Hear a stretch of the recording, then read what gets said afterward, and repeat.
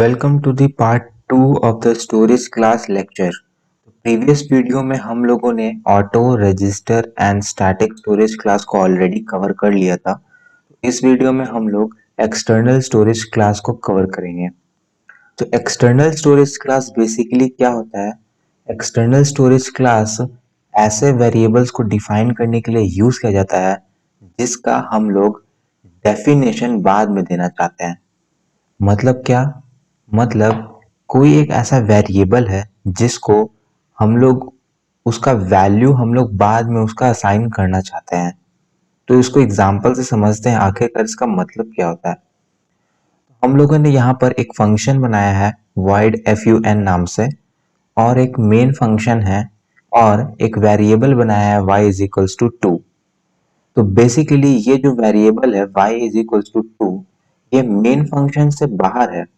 ठीक है, तो ये जो वेरिएबल है ये मेन फंक्शन के अंदर एक्सेस नहीं हो सकता है।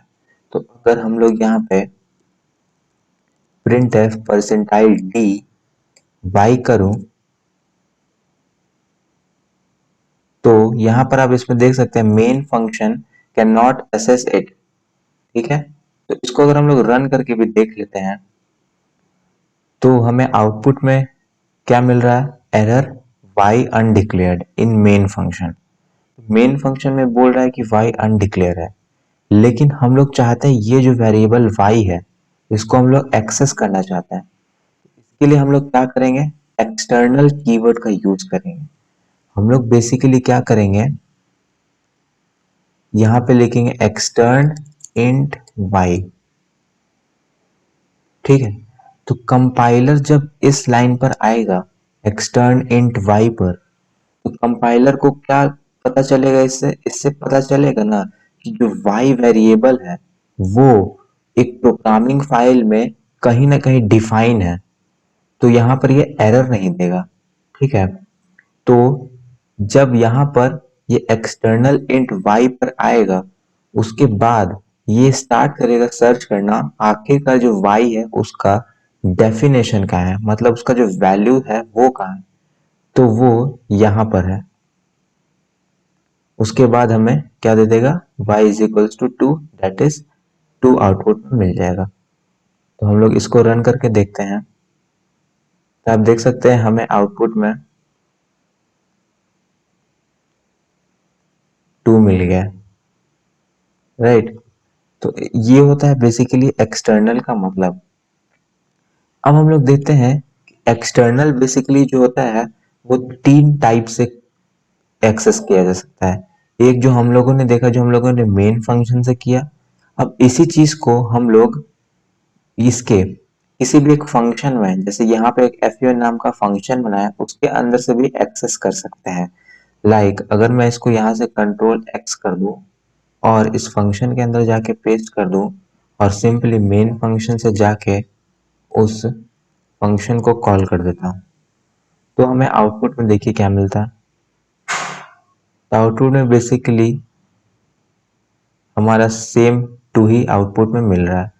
तो ये होता है बेसिकली किसी भी वेरिएबल जो कोई एक प्रोग्रामिंग फाइल में डिफाइन है उसको एक्सेस करना यूजिंग एक्सटर्नल कीवर्ड। लेकिन हमारे पास ये भी केस तो हो सकता है कि ये जो वेरिएबल y है ये कोई और फाइल में ही डिफाइन हो। यहाँ पे जो एक्सटर्नल फाइल है extern डॉट सी, इसके अलावा ये भी तो हो सकता है कि ये कोई और फाइल जैसे कि file1 डॉट सी या फिर कोई और एक फाइल उसमें डिफाइन हो। तो वहां से कैसे एक्सेस करेंगे? तो वहां पर हमारा कॉन्सेप्ट आता है लिंकिंग का। लिंकिंग बेसिकली क्या करता है? दो फाइल को लिंक कर देता है using the help of hashtag include. तो यहाँ पर हम लोग क्या कर रहे हैं? हैशटैग इंक्लूड डबल कोटेशन के अंदर फाइल का नाम। तो यहाँ पर हम लोग कौन सा फाइल पे को एक्सेस कर रहे हैं? तो कंट्रोल प्रेस करके इस पे आप क्लिक करेंगे तो हम लोग बेसिकली file1 डॉट सी को एक्सेस कर रहे हैं, जिसमें क्या किया गया है, जिसमें y नाम का एक वेरिएबल बनाया गया है, ग्लोबल वेरिएबल, और उसका वैल्यू क्या दिया गया है? 100।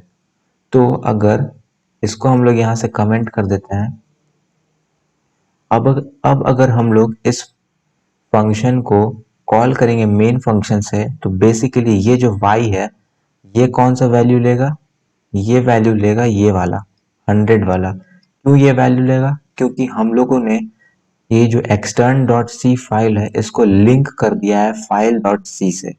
इसको आप बिना रन करे हुए चेक कर सकते हैं, सिंपली कंट्रोल प्रेस करके इस y पे क्लिक करिएगा तो आप ये नेक्स्ट फाइल के वेरिएबल y पे पहुंच जाएंगे।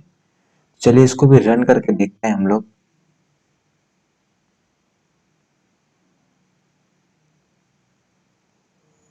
तो यहाँ पर हमें आउटपुट में क्या मिल रहा है, 100। तो बेसिकली ये होता है concept of external in C programming. So thanks for watching. Do like, share and subscribe to our channel Grow Your Grades.